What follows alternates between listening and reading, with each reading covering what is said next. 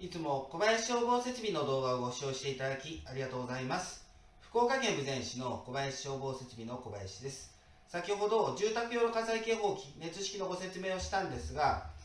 作動した時のですね、こちらの、表示灯の点滅が、見えにくかったので、カーテンをしてですね、もう一度、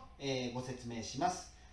先ほどと違う方法でですね、先ほどは試験のため紐を引っ張った方法でしたんですが、今度はですね、警報停止ボタンを長押しする、この方法で作動試験していきます。表示と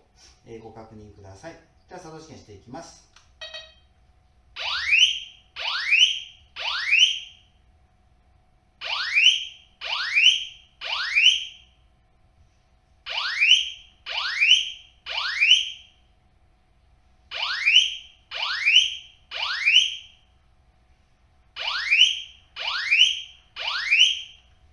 こういった形でですね、この熱式の住宅用火災警報器の場合には、作動するとですね、この表示灯が点滅します。